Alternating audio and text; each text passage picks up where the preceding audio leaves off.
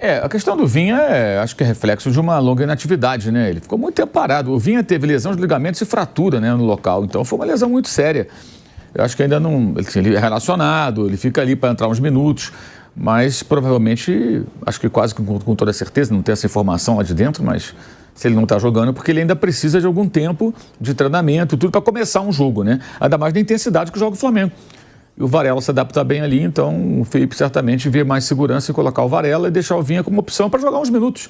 De repente entrar no segundo tempo e tal. A gente não pode ignorar aí a lesão dele, foi muito pior que a do Pedro, né? Você imagina, ligamento e uma fratura. Voltou até rápido. Até a expectativa era que demorasse mais, os dois voltaram muito rápido, né? Esses desfalques faz parte, né, da rotina, todos os times vão conviver com isso, para isso você montou um elenco grande. Por isso eu acho toda a discussão, quando alguém é contratado, mas quem vai sair do time? Eu acho isso uma bobagem colossal, porque obviamente em algum momento alguém vai sair do time, por questão de suspensão, lesão ou preservado por controle de carga, como se fala hoje em dia, ou por um momento técnico inferior a outro colega. Por algum motivo você vai ficar fora do time, vai entrar, todo mundo vai jogar. Eu acho que o Santos deve fazer hoje, tem tudo para fazer hoje o grande jogo dele na temporada, acho que a motivação para isso não falta. Enfrenta o líder do campeonato, o Flamengo muito motivado, o Santos ficou esse tempo todo só treinando, não jogou jogo oficial, só amistoso, se preparando, houve tempo o Kleber Xavier colocar em prática ali o que ele espera do time. O Santos contratou muito, tem bons jogadores, eu acho que o Santos hoje tem uma obrigação com a sua torcida de fazer um jogo bom. Se não for hoje, vai ser quando? Mas o Flamengo é forte. Pois tem que fazer um jogo bom contra um time forte. Era para enfrentar o Palmeiras na sequência, mas o jogo foi adiado, né? Com Palmeiras e Flamengo. Então se preparou para esse jogo.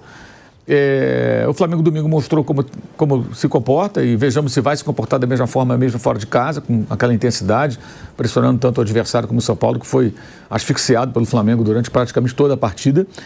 E o assunto do Pedro, eu vejo aí uma situação assim... eu concordo com tudo que o Felipe fez, acho que ele poderia moderar um pouquinho um termo ou outro, né? A eloquência utilizada acho que poderia ser um pouco menor, mas ao mesmo tempo acho que aquilo reflete uma certa indignação. Foi uma coisa claramente pensada, não foi um ato impensado, chegou na hora, falou, o cara sabia o que ia falar. Ele até sorri quando é perguntado sobre o Pedro, que ele falava, tipo, esperando essa pergunta. A imprensa fala com ele, Waldo, ele fala, depois do jogo eu vou falar sobre isso. E aí quando pergunta, ele dá um sorriso, como que ele já sabia que iam perguntar, então lá vai. Então é claro que aquilo foi pensado, ele chegou já certo do que ele iria falar. E me pareceu indignado. Eu acho que ele tentou ganhar um grupo, acho que ele ganhou o grupo. Ganhou um grupo, porque o que acontece? Eu cobro do Vampeta, eu cobro do Flávio, eu cobro do Thiago, eu cobro do Kaique, mas não cobro do Pedro. Por quê? Então eu cobro de todo mundo, inclusive do cara que é o goleador do time. Eu acho que ele ganhou o grupo. Porque para jogar da maneira que o Flamengo está jogando, todo mundo tem que correr. Todo mundo tem que deixar tudo em campo. E sábado a gente viu contra o São Paulo, né? O Flamengo viveu experiências do Mundial que eu acho que são muito enriquecedoras. Contra o Chelsea, o Flamengo conseguiu ser dominante, no segundo tempo especialmente. O Chelsea até abriu mão da posse de bola, viu que o Flamengo queria a bola, jogou em transição, venceu o jogo, tomou a virada. E é uma cascata falar que o Chelsea não jogou com interesse, coisíssima nenhuma. Jogou com interesse, foi dominado. E na coletiva, inclusive, o Maresca foi muito questionado pelos jornalistas ingleses que estavam em peso. Eu estava lá e vi.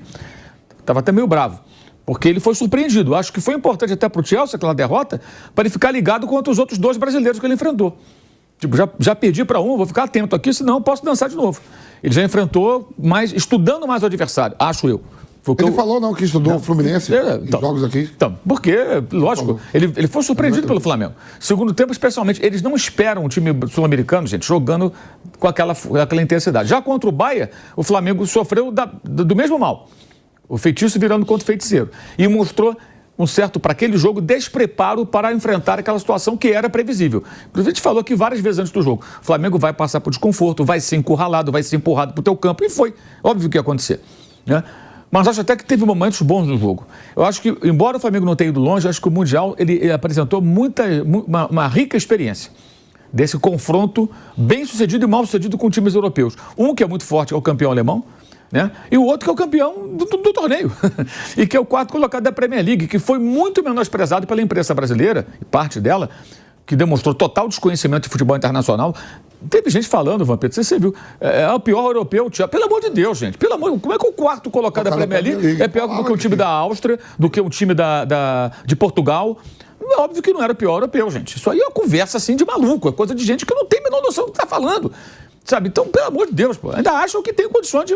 Cara, vai estudar um pouquinho, ver um pouco de futebol. Mano, o Chelsea se joga o campeonato francês, ele vai para título. Claro, ele ia brigar com o PSG. PSG, para título. Sim, é um time muito jovem, mas tem ótimos jogadores.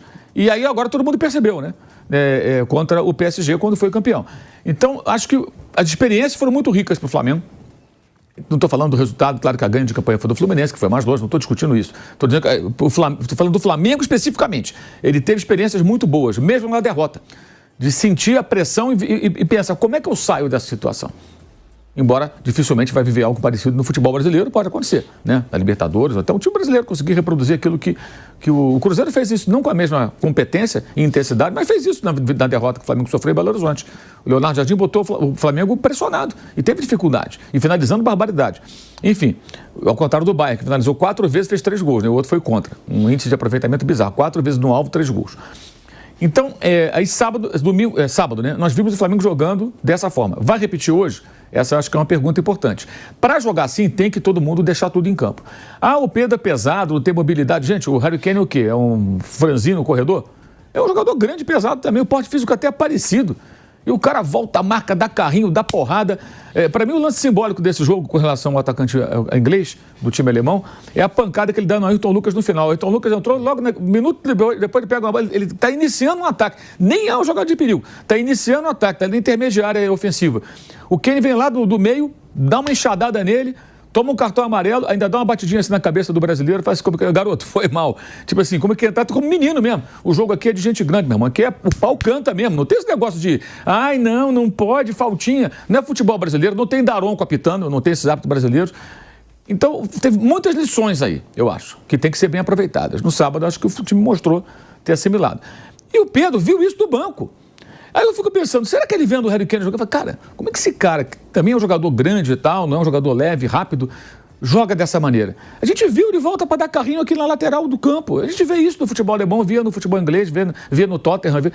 Isso é educação tática do jogador. O cara foi forjado no ambiente de Premier League, onde você tem que jogar assim, meu amigo. Senão você não vai se criar. E o Kane não era, no início da carreira, no Tottenham, um jogador cercado de tanta expectativa. Muita gente questionava até a sua qualidade. Eu lembro que eu acompanhei muito isso, comentando os jogos dele na Premier League. E, de repente, deu uma virada. E essa virada é muito reflexo da inteligência do jogador.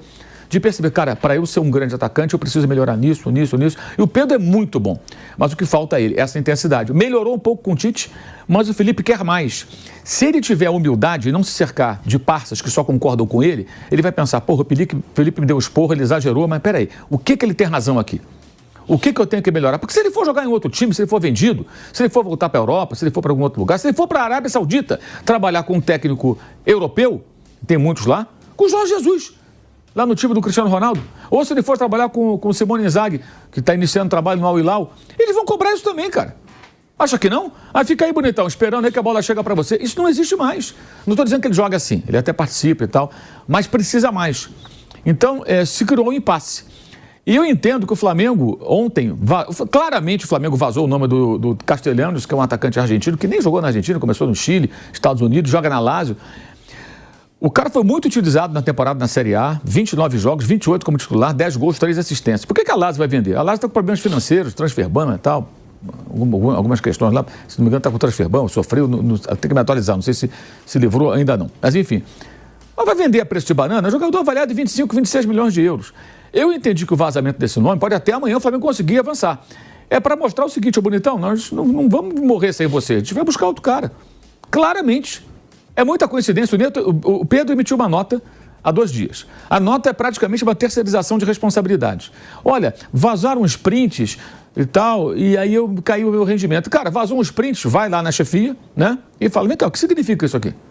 Né? Vocês estão querendo me vender, estão me desvalorizando. Se ele não se sentir à vontade para falar, fala com o empresário vai lá e fala por ele. Porque tem jogador que sabe se garante lá falar, tem jogador que não se garante falar, não sei como é o caso dele. Então pede pro papai falar, o papai não, o empresário, né? Ele lá falar por ele. Porque o jogador grande chega e fala, olha, eu quero conversar. Não precisa nem de empresário, porque não é uma questão contratual. O empresário resolve o contrato. Essa parada, na minha opinião, é uma parada profissional. De gente grande para gente grande. Vem cá, que negócio é esse aqui? O que são esses prints? E aí você se acerta. Ou rompe ou você conserta tudo. Não, foi isso, foi aquilo e tal. Demonstra satisfação, mas é o seguinte, continua treinando, continua trabalhando, esfrega na cara das pessoas que querem te ver fora que você é imprescindível, ou quase isso. Ninguém é imprescindível, né? Mas que você é o mais próximo possível de ser imprescindível. Agora, o cara relaxa, aí fala, não, eu fiquei assim porque eu vi os prints. Parece coisa de criança, gente. Isso, a nota eu achei pueril. Pueril. Quem escreveu aquilo? Foi ele mesmo? Foi um assessor? Brincadeira, gente. Brincadeira, desculpa, irmão. Ingênuo. Porra, que ele falasse, ó, fiquei indignado, isso me abalou, posso não ter tido um bom rendimento, mas vou treinar e tal e vou jogar. Se o Flamengo não me quiser, eu vou jogar em outro lugar, porque eu vou jogar. Ok. Ah, não, eu fiquei abalado. Eu achei aquilo. Aí o Flamengo responde de que maneira? Vaza, pelos canais já conhecidos, né? A informação de que tem interesse no Tati Castellanos, no atacante argentino da Lazio, que é uma contratação muito difícil. Até hoje pela manhã o Flamengo não havia procurado o time italiano, fez contato com o representante do jogador, mas é muita coincidência, né? Para mim isso é guerra fria, sabe? Ah, você emite a nota, a gente vaza o nome de um jogador que pode ocupar o seu lugar. Aí não é o Juninho do Azerbaijão, é um jogador da Série A da Itália, em boa fase, por 26 anos. Mais jovem até do que o Pedro, né? 2 anos mais novo, que está fazendo muitos gols. Enfim, eu vejo dessa maneira. Então essa situação não está corrigida. Eu acho que essa solução, a solução para isso, tem que ter uma conversa. O Boto, o Felipe, o Pedro e o BAP. Porque o BAP participa das decisões, né? Inclusive a negociação lá do Matheus Gonçalves com o Cruzeiro, depois voltaram atrás, o que foi amplamente anunciado, foi que o BAP conversou direto com o dono do Cruzeiro, Pedrinho. Eu acho até um negócio meio contraditório, porque ele contratou o Boto para cuidar dessa parte. Aí ele vai lá e resolve a negociação. Uma coisa é ele vetar um negócio, né? Tipo a contratação lá do Mickey Johnston, do West Bromwich. A outra é ele negociar direto. São coisas, na minha opinião, meio diferentes, bem diferentes. Enfim. O Flamengo ainda não desistiu de Ezequiel Barco, meio-campista argentino do Spartak Moscou, e continuou tentando contratar o jogador. A notícia mais recente é de que os russos recusaram uma nova investida. De acordo com o jornalista russo Dail Darit, o Flamengo subiu a proposta por Ezequiel Barco para 15 milhões de euros fixos, além de bônus por metas atingidas, com valores não revelados.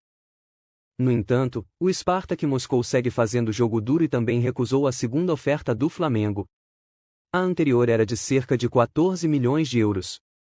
Após a segunda oferta rejeitada, o Flamengo ainda não voltou a fazer uma nova investida pelo jogador. Por enquanto, não existem novas conversas sobre o possível negócio, e a transferência, por hora, está totalmente paralisada. Ainda não se sabe se o rubro-negro voltará a oferecer uma nova proposta oficial para tirar Barco do Spartak Moscou. O Spartak Moscou, porém, já teria revelado que sua pedida para vender Barco é de 20 milhões de euros, ou seja, 130 milhões.